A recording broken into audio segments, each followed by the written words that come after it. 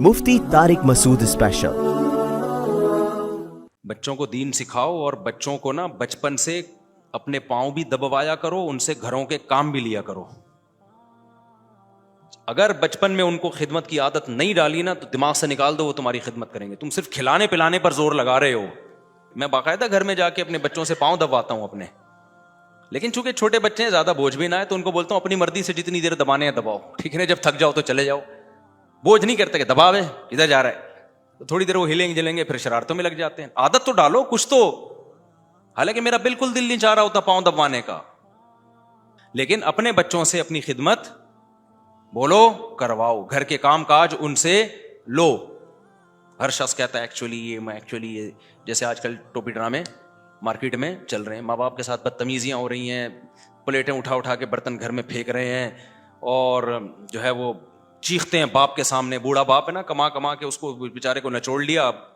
बूढ़ों की जिंदगी बड़ी खराब है यार हमारी सोसाइटी में। बहुत सारी जिंदगी बीवी बच्चे बुढ़े को नचोड़ते हैं, आखिर में उसको टिश्यू पेपर की तरह। मेरे पास लंदन से बहुत लोग आते हैं जिनका बुढ़ापा बहुत खतरनाक, मुसलमानों की बात कर रहा हूँ। अंग्रेजों ने तो ये टेंशन लेना ही छोड़ दी है। अंग्रेज तो कहते हैं बच्चे हमने अपने माँ बाप को नहीं पाला, तो एक्चुअली हमारे बच्चे भी अगर हमें ना पालें तो ये कोई हेडेक नहीं है। हमारा मुकद्दर ओल्ड हाउस है। हमारे चूंकि मुसलमान फैमिलीज वहां जाके रहती हैं, वो इस खुशफहमी में रहती हैं कि हमारा बच्चा, चूंकि एक दिन टोपी भी पहनी हुई थी, उसने नहाया भी था, एक दिन जुम्मा पढ़ के आया था, तो ये हमें बुढ़ापे में पालेगा। लेकिन आपको पता नहीं होता आपका बच्चा मॉडर्न बन चुका है। अब वो आपकी वाइफ अब मॉडर्न बन चुकी है, ठीक है ना। सब कोई बात नहीं कर रहा, बड़ी बड़ी खानदानी औरतें लंदन अमेरिका में पड़ी हुई हैं भाई, लेकिन जो केसेस मेरे पास आ रहे हैं मैं सिर्फ उनकी बात कर रहा हूँ। तो वो मॉडर्न हो चुकी हैं, ठीक है ना। तो वो फिर बेचारे, उनका एक ग्रुप बन जाता है बूढ़ों का, वहाँ बैठ के टाइम पास करते हैं एक दूसरे के सामने बैठ के। घर में इज्जत नहीं मिल रही होती। ये बड़ा मसाइल हैं। बच्चों को दीन सिखाओ और बच्चों को ना बचपन से अपने पांव भी दबवाया करो, उनसे घरों के काम भी लिया करो। अगर बचपन में उनको खिदमत की आदत नहीं डाली ना तो दिमाग से निकाल दो, वो तुम्हारी खिदमत करेंगे। तुम सिर्फ खिलाने पिलाने पर जोर लगा रहे हो, तो खा खा के। एक नफ्सियाती डॉक्टर का मैं क्लिप सुन रहा था, वो बता रहे थे कि बच्चों को जो है ना, उनको सेल्फ रेस्पेक्ट दो, उनको उनके अच्छे कामों पे उनकी तारीफें किया करो और मोटिवेट किया करो। ये तस्वीर का एक रुख है, यकीनन करनी चाहिए अच्छे कामों पे तारीफ। बच्चे को मोहब्बत से समझाना चाहिए, असल यही है, मोहब्बत ही है। लेकिन अगर हर वक्त वो अपनी तारीफें सुनेगा ना, इससे उसके अंदर अपनी बुराई सुनने का हौसला खत्म हो जाएगा। ये भी जहन में रखो। इसलिए एतदाल जरूरी है, असल मोहब्बत ही है। बिला वजह बच्चे को डांटना मारना, ये इसकी अलामत है कि आप गधे हैं। समझ रहे हो? ये आपके गधे होने की अलामत। बच्चा मोहब्बत चाहता है और उसको देख के भी मोहब्बत आती है, तो अपना गधा होना साबित मत करो। तो लेकिन कहीं जरूरत पड़ती है, कुछ रिस्ट्रिक्शंस होती हैं, कुछ पाबंदियां होती हैं। बदतमीजी ना करने दो, अपने काम खुद करे। 7 साल तक बच्चे का यूनिफॉर्म माँ प्रेस करेगी और धोएगी। 7 साल का बच्चा हो गया, बेटा अब अपने कपड़े खुद ही इस्त्री करने। हम तो अपने कपड़े खुद इस्त्री करते थे यार। माएँ लगी होती हैं 8 साल के बच्चे के भी कपड़े इस्त्री कर रही हैं, उसके जूते भी पॉलिश कर रही हैं। अबे भाई तू इसकी माँ, ये तेरी माँ है या तू इसकी माँ है? इसको खिदमत सिखाओ। उसको बोलो बेटा मुझे पानी पिलाओ। मैं ये कह रहा हूं उस पे उसकी ताकत से ज्यादा बोझ डालें, गधा बना के रखें, लेकिन कुछ ना कुछ काम लेना उससे शुरू करें। मैं बाकायदा घर में जाके अपने बच्चों से पांव दबाता हूं अपने, लेकिन चूंकि छोटे बच्चे हैं, ज्यादा बोझ भी ना है, तो उनको बोलता हूं अपनी मर्जी से जितनी देर दबाने हैं दबाओ, ठीक है ना। जब थक जाओ तो चले जाओ, बोझ नहीं करते कि दबावे इधर जा रहा है, तो थोड़ी देर वो हिलेंगे जलेंगे, फिर शरारतों में लग जाते हैं। आदत तो डालो कुछ तो। हालांकि मेरा बिल्कुल दिल नहीं चाह रहा होता पांव दबाने का, मुझे तो शौक ही नहीं है पांव दबाने का। तो कभी बहुत थकावट हो, कोई मसला हो तो एक अलग बात है। नॉर्मली मैं ये अपने मुरीदों से भी ये काम नहीं लेता। तो थोड़ी बहुत आदत पड़ी है, वो भी हमारे केपीके के शागिर्द हैं, वो नहीं छोड़ते भाई। जब कोई उस्ताद जाए ना, वो बड़ी इज्जत दे, वो तो पांव दबाएंगे हम, ये हो ही नहीं सकता कि आप बैठो। तो फिर थोड़ी बहुत जो आदत पड़ी वहां से पड़ी है। लेकिन अपने बच्चों से अपनी खिदमत बोलो, करवाओ, घर के काम काज उनसे लो। तो मैं एक दिन घर में गया तो मेरा बेटा बड़ा वाला झाड़ू लगा रहा था, मुझे बड़ा अच्छा लगा। मैंने कहा सही चल रहा है बेटा, बिल्कुल अभी से उनमें साहिबजादगी और वो एक्चुअली बच्चों की सेल्फ और टोपी ड्रामे, फिरौन बनेगा। सही है ना, इतना छुई मुई बन जाएगा किसी काम का नहीं। फिर वो खाना सीखेगा, खिलाना नहीं सीखेगा। ہماری تربیت کا اسٹائل اور انگریزوں کا بہت فرق ہے. انہوں نے اپنی خدمت تھوڑی کروانی ہے بڑھاپے میں. انہوں نے تو 18 سال کا کر کے مارکیٹ سے شارٹ چل بھائی نکل اپنی گرل فرینڈ کے ساتھ گھوم. ہم تو خاندانی لوگ ہیں بھائی, خاندانوں کی شکل میں رہتے ہیں, دادا دادی نانا نانی ساس سسر بہو داماد, یہ سارا سیٹ اپ ہے ہم لوگوں کا. گرل فرینڈ بوائے فرینڈ میں وہی سیٹ اپ ٹھیک ہے جو وہ چلا رہے ہیں. تو وہ پھر تنہائی کھاتی ہے ان کو بڑھاپے میں. گرل فرینڈ بوائے فرینڈ والوں کو تو بڑھاپے میں تنہائی کھائے گی. تو دیواروں کو دیکھ دیکھ کے روتے ہیں. آپ نے بوڑھوں کا انگریزوں کا بڑھاپا نہیں دیکھا؟ وہاں جاؤ نا, جاپان میں جا کے دیکھو. ابھی تو خیر ہم جب گئے ہیں تو میں نے سڑکیں اور ماشاء اللہ ایٹیٹیوڈ سب کچھ دکھایا میں نے, کیا خوبصورت. اور پھر یہاں آ کے میں نے بتایا کہ ابے بڈھوں کو دیکھا ہے ہم نے, 90 سال کا بڈھا 18 سال کی لڑکی کو لے کے گھوم رہا ہے. ہم سمجھ رہے تھے پوتی ہے, پتہ چلا گرل فرینڈ ہے. پہلا ہی دن جو میرا اٹلی میں تھا نا, پہلا دن جب میں ہوٹل میں ٹھہرا ہوں اپنے دوستوں کے ساتھ, تو بڑی عمر کی عورتیں ٹین ایجر لڑکوں کے ساتھ ہوٹل میں جا رہی ہیں. جیسے ایک 16-17 سال کا ایک لونڈا ہوگا, پپو سا لونڈا, ایک بڈھی سی 70 سال کی خاتون جا رہی ہیں اس لونڈے کو لے کے. میں سمجھا کہ یار ہم بلا وجہ اولڈ ہاؤس, یہ تو ماشاءاللہ ماں بیٹے اور دادا پوتا کتنا اچھا ٹریولنگ کر رہے ہیں. پھر اللہ معاف فرمائے, باتیں کہتے ہوئے بھی برا لگتا ہے. پتہ چلا یہ کرائے کے لونڈے ہیں جو بوڑھی عورتوں کو ملتے ہیں, باہر کھڑے ہوتے ہیں جا کے, کوئی بھی عورت اپنی جنسی خواہش پوری کرنے کے لیے ہوٹلوں میں. یہ کلچر ہے, اٹ از کالڈ کلچر. ایسی سڑکوں کا کیا کرنا ہے یار. اگر وہ بوڑھی بیچاری ٹائم پہ شادی ہوتی, اس کے اولاد ہوتی, آج وہ اپنے پوتے نواسوں کے ساتھ کسی پارک میں گھوم رہی ہوتی. رشتے والے آ رہے ہوتے اس کے پوتوں نواسوں کے, وہ دادی بن کے جو ہے نا, دادی سے آشیرواد لیا جا رہا ہوتا دلہن کے سر پہ.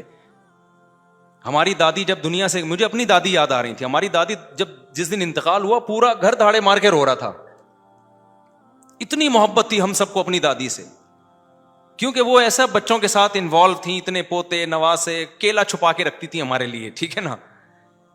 والد صاحب آتے, جیب خرچی ان کے ہاتھ میں پکڑاتے. کسی پوتے سے زیادہ پیار ہے, کسی سے تھوڑی سی جیلیسی چل رہی ہے ان کی نا, تو نماز پڑھ رہی ہیں مصلی پہ, اللہ اللہ میں لگی ہوئی ہیں, اپنے بچوں میں مشغول.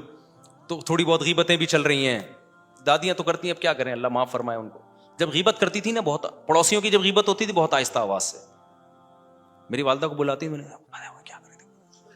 ہم کہتے تھے کہ اماں کہتے تھے ہم ان کو نا, ہم کہتے تھے یہ آواز وہاں تھوڑی جائے گی بھائی اتنی دور. تو کیسا غیبت کر کے اچھا ٹائم نہیں گزارا, لیکن ویسے جنرلی کتنا اچھا ٹائم گزارا ان لوگوں نے. محبتیں ملی, کوئی خرچہ نہیں ان کے ذمہ, سارے خرچے بیٹے پوتے نواسے اٹھا رہے ہیں, محبتیں الگ مل رہی ہیں. اور مرنے کے بعد اب تک دعائیں ہو رہی ہیں. کتنے سال ہو گئے ان کے انتقال کو, میرا خیال 97-96 میں ہوا تھا انتقال. دعائیں ہو رہی ہیں, صدقہ خیرات ہو رہے ہیں. میں ہر مہینے دیا کرتا تھا دادی کے اصالے ثواب کے لیے, میں نے بند کر دیا. تو کسی کو خواب میں آئی, ان سے بولا کہ اس کو بولو کہ مجھے گفٹ بھیجتا تھا وہ بند کیوں کر دیا, اس طرح کا خواب آیا. میں نے کہا ارے بھائی بند کیا نا, یہ دوبارہ جاری کر دو. کیسا لنک ہوتا ہے, مرنے کے بعد بھی لنک ہوتا ہے. تو یہ ایک تصویر کا میرا بھائی دوسرا رخ ہے تصویر. اور پھر وہ جو بوڑھی عورتوں کو دیکھا کتے لے گئے, تو یہاں جو ہے نا تھوڑا سا الگ اور وہاں تھوڑا سا. تو ہو سکتا ہے میں جاؤں تو پھر میں بتاؤں یہ اتنے اچھے, تو وہ اگلے بیان کا انتظار کیا کریں آپ. اور وہ اچھائیاں بیان کرتا ہوں جو ہوتی ہیں, اس میں جھوٹ نہیں بولتا. ساری برائیاں تھوڑی ہیں, جو ترقی اتنی کر لی تو کچھ اچھا بھی تو ہے نا. تو خیر ہم کہاں کدھر سے کدھر نکل لیے. تو میں یہ کہہ رہا تھا, قرآن نے کیا کہا, ولا تقل لہما اف, ان کے سامنے اف مت کرو. تو اب آپ کو پتا چل گیا 23 سال کے عرصے میں جو ورڈنگ ہے نا, وہ بہت ہی سلیکٹڈ الفاظ ہیں جو قانون بیان کر رہے ہیں. اف کا لفظ اس لیے بولا گیا قیامت تک کے لیے دوبارہ کوئی اگلی آیت نازل نہ کرنی پڑے. بھائی اف نہیں کرنا ہے بس. اب ماں باپ سے بڑا حق کسی کا رہا نہیں ہے. اور ماں باپ میں دادا دادی نانا نانی بھی بالاجماع داخل ہیں. سمجھتے ہو کہ نہیں سمجھتے؟ تو ہمارے یہاں بوڑھے, ماں ہو باپ ہو دادا ہو دادی ہو نانا ہو نانی ہو پر نانا ہو پر نانی پر دادا پر دادی, یہ سب ایک ہی کیٹیگری میں آتے ہیں اجماع ان پر. ان کے سامنے ذلت سے اپنے بازوؤں کو کیا کرنا ہے بھائی, جھکا کے رکھنا ہے. آپشن ہی ختم اف کا. سمجھتے ہو کہ نہیں سمجھتے؟ تو اب دیکھو, مجھے اشکال یہ ہوتا تھا کہ قرآن مجید کیا کہتا ہے, وَلَا تَقُلْ لَهُمَا اُفٍّ, ماں باپ کے سامنے اف بولو مت کرو. ہم اصول فقہ میں یہ پڑھتے تھے کہ جب بھی کوئی قرآن کی کسی آیت سے یا حدیث سے مسئلہ نکالا جاتا ہے. مسئلہ کسے کہتے ہیں؟ یہ جائز ہے, یہ ناجائز. لوگ کہتے ہیں نا ایک مسئلہ پوچھنا ہے, مفتی صاحب یہ جائز ہے یا ناجائز ہے, تو اس کو کیا کہتے ہیں؟ مسئلہ. تو قرآن یا حدیث سے جب بھی مسئلہ نکالا جاتا ہے تو اس کے 4 طریقے سے استدلال کیا جاتا ہے. استدلال کا مطلب اس کی بات سے آپ 4 طرح سے نتیجہ نکال سکتے ہیں. ایک کو کہتے ہیں عبارت النص. عبارت النص کا مطلب کیا ہوتا ہے؟ کہ قرآن نے وہ آیت چلائی ہی اس مقصد کے لیے, شان نزول ہی یہی ہے, بتایا یہی جا رہا ہے کہ یہ کرنا ہے تم نے. سمجھتے ہو گے نہیں سمجھتے؟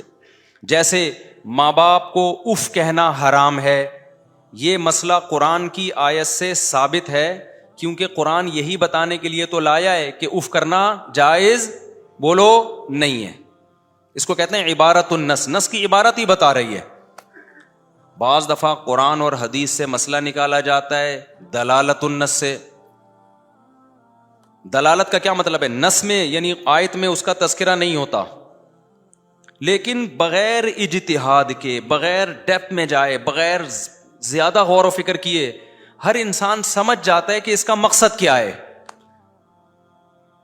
مثال کے طور پر قرآن نے جو یہ کہا کہ ماں باپ کو اف مت کرو, تو تکلیف سے بچانے کے لیے کہا نا, کیونکہ اف کیا ہے؟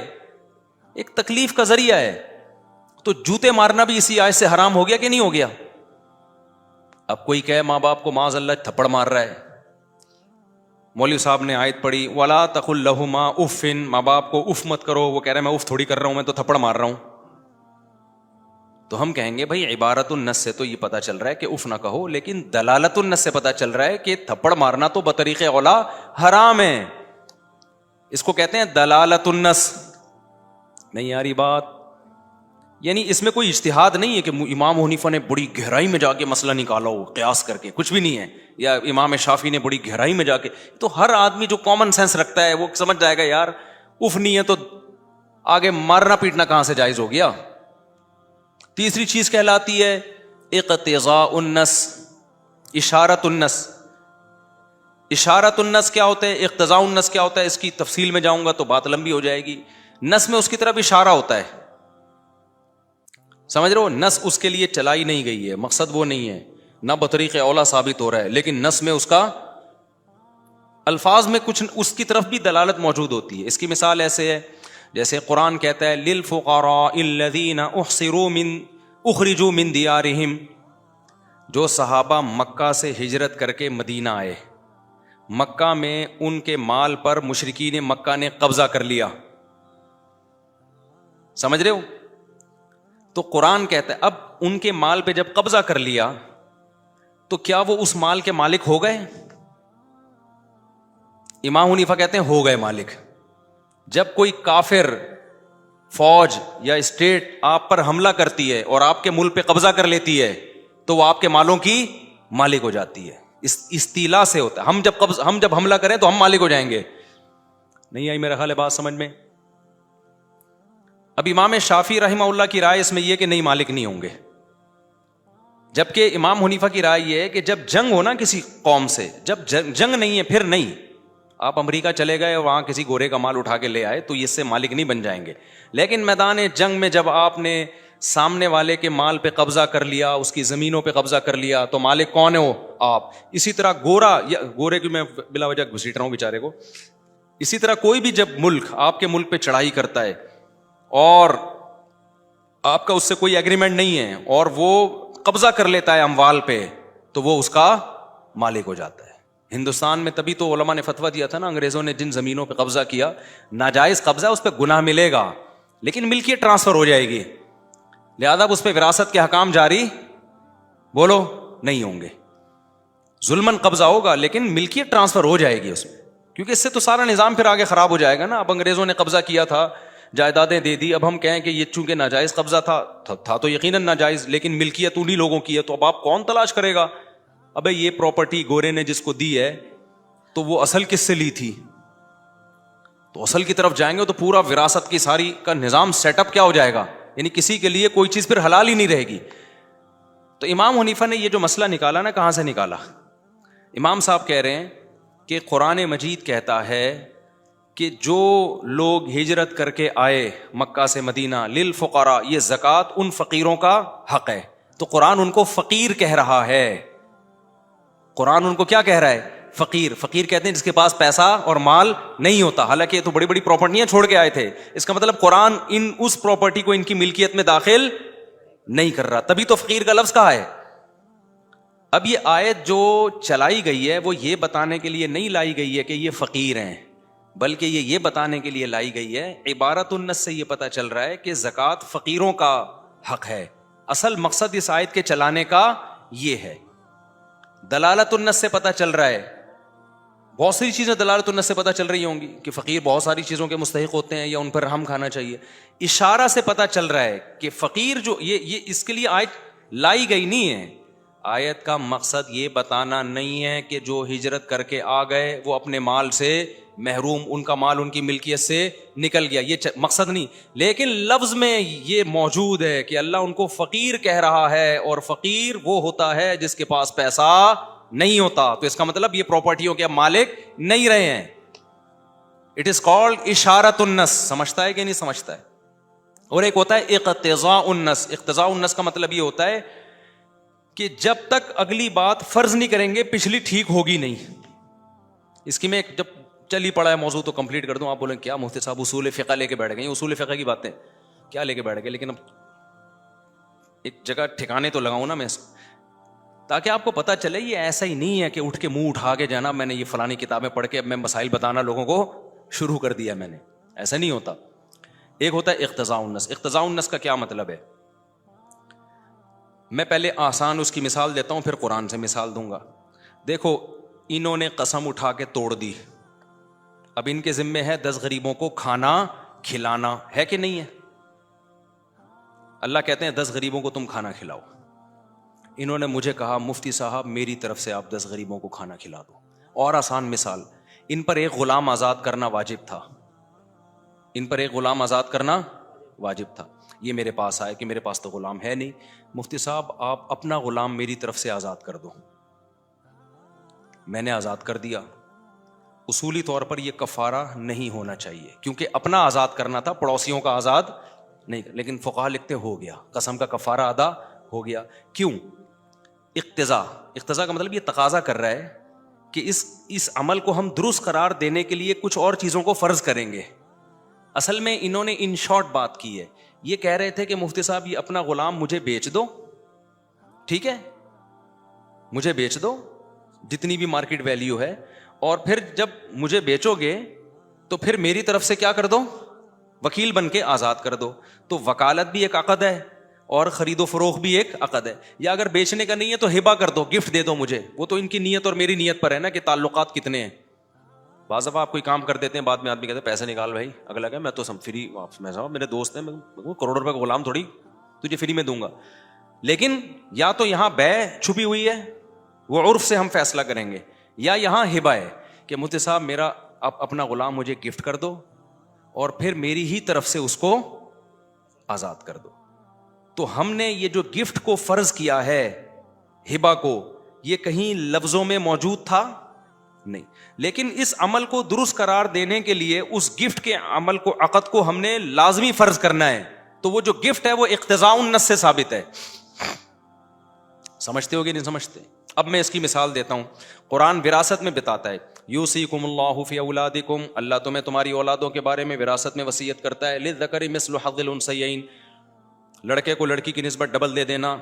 فإن کن نساء فوق اثنتین فلہن ثلث ما ترک، 2 بیٹیاں یا اس سے زیادہ ہوں تو 2/3 دے دینا. آگے اللہ فرماتے ہیں کہ اگر کسی کی اولاد نہیں ہے، وورثہ ابواہ، کوئی دنیا سے گیا اور اس کے اولاد نہیں ہے اور اس کے وارث صرف ابا اور اماں ہیں، فلأمہ الثلث، تو اماں کو 1/3 دے دینا. ابا کو کتنا دینا یہ اللہ نے بیان بولو نہیں کیا. آپ حیران ہوں گے اللہ میاں نے ابا کا حصہ ہی قرآن میں بیان نہیں کیا. لے بھائی بالکل ایسے ہی ہے نا. لیکن یہ پتہ کیسے چلا؟ یہ ایسے پتہ چلا، دیکھو اس سے پتہ چل رہا ہے 1/3 اماں کا ہے تو 2/3 کس کا ہے؟ ابا کا. پتہ کیسے چلا؟ ہو سکتا ہے بھائی اماں کے علاوہ بھی کسی اور کا ہو, ابا کا کم ہو جائے, نہ قرآن کے پیچھے الفاظ ہیں ووارثہ ابواہ, اس کے وارث صرف اس کے ابا اماں ہیں. اگر ہم کسی اور کو بھی دیتے ہیں تو اس کا مطلب پچھلی آیت غلط ہو گئی نا, وارث تو کوئی اور بھی ہو گیا. تو اللہ کہہ رہے وارث جب تو یہ دونوں ہوں گے, اولاد بہن بھائی نہیں ہے, تو وارث جب یہ دونوں ہوں گے تو اماں کا 1/3 ہے. اس کو درست کرنے کے لیے پچھلی جو آیت ہے نا کہ وارث ابا اماں ہو, تو ہمیں یہ ماننا پڑے گا کہ ابا کا 2/3 ہے, کیونکہ ابا کا 2/3 سے زیادہ کیا تو اماں کا 1/3 سے کم ہو جائے گا. ابا کا 2/3 سے کم کیا تو کوئی اور وارث مارکیٹ میں آ جائے گا, اس کو دینا پڑے گا. جس کو بھی دیتے ہیں وہ وارث ہی تو ہوتا ہے. تو اقتضاء النص کا مطلب کیا ہوا, ان 2 آیتوں کو درست کرنے کے لیے اس کے علاوہ اور کوئی چیز فرض کرنی پڑے گی. یہی کرنا پڑے گا, ابا کو 2/3 ٹوٹل ملے گا, اس لیے قرآن نے بیان ہی نہیں کیا. وہ سمجھ میں نہیں آ, تو اس کو کہتے ہیں اقتضاء النص. تو 4 طریقوں سے نص سے استدلال ہوتا ہے. آج کل جو نئے اسکالرز آ رہے ہیں ان کو ایک طریقہ بھی نہیں آتا اس میں سے, ٹھیک ہے نا. خیر, اچھا ہم چلتے ہیں آگے اپنے مضمون کی طرف. تو میں یہ عرض کر رہا تھا, اب یہ جو قرآن کی آیت ہے نا وَلَا تَقُلْ لَهُمَا اُفٍّ, والدین کو اف بھی علمی اور خشک موضوع میں بھی ختم کر کے آ رہا ہوں. بہت سے لوگ ٹینشن میں آ رہے ہیں, یار یہ کیا مفتی صاحب کس سے کہانیاں لے کے بیٹھ گئے, کیا ٹینشن میں ڈال دیا ہم لوگوں کو. تو ابھی آ رہا ہوں, لائن پہ آ رہا ہوں. تو اب دیکھو قرآن مجید کیا کہتا ہے, وَلَا تَقُلْ لَهُمَا اُفٍّ, والدین کے سامنے اف مت کرنا. تو میں یہ سوچتا تھا کہ اے اللہ, جب دلالت النص سے یہ ثابت ہوتا ہے کہ تکلیف بھی نہ پہنچانا, تو اتنی بحث میں پڑھنے کے بجائے تو سیدھا سیدھا اصول یہ بیان کر دیتا کہ والدین کو تکلیف نہ پہنچانا, ضابطہ اور قاعدہ بیان کر دیتا. اس میں اف بھی آ جاتا, چپل مارنا بھی آ جاتا, پھر ہمیں ایکسپلین کرنے کے لیے یہ اتنی لمبی تقریر کرنی پڑتی کہ دلالت النص اور اشارت النص اور اقتضاء النص اور قضاء النص کچھ کرنا پڑتا. 2 اور 2 4 کی طرح بات کیا ہو جاتی, اقتضاء النص کے بعد قضاء النص نہیں کچھ ہوتا, اقتضاء النص ہی ہوتا ہے. تو یہ سب کچھ کرنا پڑتا ہمیں, سیدھی سیدھی اللہ خود بتا دیتا. تو وہی بات ہے جو میں نے بتائی, نبی کو ٹائم دیا گیا 23 سال کا, سمجھ رہے ہو. اس 23 سال میں ایسے اصول اور ضابطے بیان کرنے ہیں, قیامت تک علماء مجتہدین اس سے مسائل قیامت تک زمانے کے حساب سے نکالتے رہیں. تبھی امام حنیفہ نے مسائل نکالے, امام شافعی نے نکالے, امام احمد نے نکالے, امام مالک نے نکالے, پھر ان کے آگے شاگردوں نے اور نکالے, اور اب یہ فقہ کی کتابیں پھیلتی چلی جا رہی ہیں, پھر جدید مسائل آ رہے ہیں, ان میں اور اجتہاد ہوتا ہے. تو یہ قیامت تک, تبھی تو دیکھو 1400 سال ہو گئے, اسلام ابھی بھی کیا ہے, لوگوں کی پریکٹیکل لائف میں زندہ ہے. اگر یہ زمانے کے ساتھ چلنے والا نہ ہوتا تو آج پریکٹسنگ مسلمان مارکیٹ سے شارٹ ہو چکے ہوتے. نام کے مسلمان بھی بہت ہیں تو پریکٹسنگ بھی بہت ہیں دنیا میں, سوٹیبل ہے چل, بلکہ حقیقت یہ کہ صرف یہی چل رہا ہے, باقی کوئی بھی نہیں چل رہا. آپ کہہ سکتے ہو نہیں مسلمانوں کے علاوہ اتنے لوگ چل رہے ہیں, وہ کسی ایک حالت پہ نہیں چل رہے. آپ 100 سال پہلے کا یورپ دیکھ لو, ڈفرینٹ, اس سے پہلے کا دیکھ لو اور ڈفرینٹ, 50 سال پہلے کا دیکھ لو بالکل ڈفرینٹ, 1990 کا دیکھ لو ڈفرینٹ. 1990 میں ہومو سیکسولیٹی انلیگل تھی, اس کے بعد اب جا کے ڈفرینٹ, اور 20-30 سال کے بعد آپ دیکھیں بہن بھائیوں کا نکاح بھی یہ لوگ لیگل کر دیں گے. یہ تو کلابازیاں کھا رہے ہیں, نئی نئی چیزیں آ جائیں گی مارکیٹ میں. 1400 سال پہلے جاؤ اسلام تھا, آج بھی کیا ہے وہی ہے. تو اب میں یہ مثال دوں, اس کو کمپلیٹ کروں. اف کیوں کہا گیا, یہ جو اللہ نے فرمایا نا ماں باپ کو اف نہ کرو, تو اللہ یہی اصول اور قاعدہ بیان کر دیتے تکلیف نہ دو, تاکہ ہم اسی سے چیزوں کو نکالتے رہتے. تو اف کہنے کی کیا ضرورت, اف اس لیے کہا گیا کہ تکلیف میں سب سے کم درجے کی تکلیف اف کی ہوتی ہے.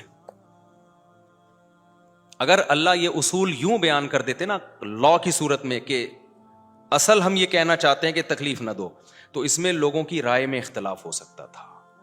کچھ کہتے گالی دے رہا ہوں, ماں باپ کو تکلیف اگر ہو رہی ہے تو ہونی نہیں چاہیے, ایسے موقع پہ گالی بنتی ہے, یہ ان کا اپنا ہیڈک ہے کہ تکلیف ہو رہی ہے بلا وجہ خام خامے, یہ تکلیف کی بات تھوڑی ہے, کام انہوں نے ایسا کیا, اگر میں نے گالی دے دی تو کیا ہو گیا. لوگ ایسے کرتے ہیں نا, گورے تو اولڈ ہاؤس میں جمع کرا دیتے ہیں, کہتے ہیں اس میں تکلیف کی کیا بات ہے, آپ کو وہ تمام فیسلٹیز اور سہولتیں وہاں مل رہی ہیں, بلکہ زیادہ اچھی مل رہی ہیں. تو ہر آدمی اجتہاد کرتا, اولڈ ہاؤس بنتے, ماں باپ کو پتلی گلی سے نکالتے, بدتمیزیاں کرتے, کہتے یار ان کو تکلیف ہو رہی, ان کا ہیڈک ہے, یہ کوئی تکلیف کی ہے تو نیچر. میں اپنے دوست کو بھی ابے تبے سے بات کرتا ہوں, ابا سے اگر میں نے ابے تبے سے بات کر لی تو کیا ہو گیا, ابا کو میں نے ستار بھائی کہہ دیا تو کیا ہو گیا اس میں, ماڈرن لوگوں میں ایسا ہوتا ہے, وسیم کیا کر رہے ہو آج کل, اس طرح چل رہا ہے آج کل. تو اس میں کیا ہو گیا, ڈیڈی کہنا پاپا کہنا کیوں ضروری ہے؟ تو قرآن نے کہہ دیا اف, کتنی ہلکی سی تکلیف ہوتی ہے نا اف میں. اف ایک ناگواری کا کلمہ ہے, پتہ ہے آپ, جب کسی بات پہ آپ خوش نہیں ہوتے, آپ کو ناگوار گزرتی ہے, تو آپ کیا کہتے ہیں, اف. اس سے ہلکی تکلیف کوئی ہو نہیں سکتی. ابا نے بولا بیٹا جا میرے لیے پانی لے کر, آج کل ابا سگریٹ منگوا رہے ہوتے ہیں, پانی تو منگواتے نہیں ہیں, کیا کریں, پانی تو وہ خود اٹھ کے پی لیتے ہیں. جا پان لے کر آ, گٹکا لے کر آ. آپ نے کہا اف, تو قرآن کی آیت کی کیا کر دی, بولو. اور اف پتہ ہے ہر زبان کا اف دوسرے سے الگ ہے. یہ تو عربی کا لفظ ہے نا. اصول فقہ میں فقہاء نے لکھا ہے کہ اگر کسی زبان میں اف کا کلمہ محبت کا ہو جائے تو پھر یہ ناجائز نہیں ہے بلکہ ثواب ہے. یعنی لفظ اف کو نہیں لے کے بیٹھنا. کسی بھی زبان میں جب کسی کے سامنے ناگواری کا اظہار کرنے کے لیے جو بھی ہلکے سے ہلکا لفظ استعمال ہو سکتا ہے وہ ماں باپ کے سامنے استعمال کرنا جائز نہیں ہے. یہ مطلب ہے اس آیت کا. Mufti Tariq Masood Special.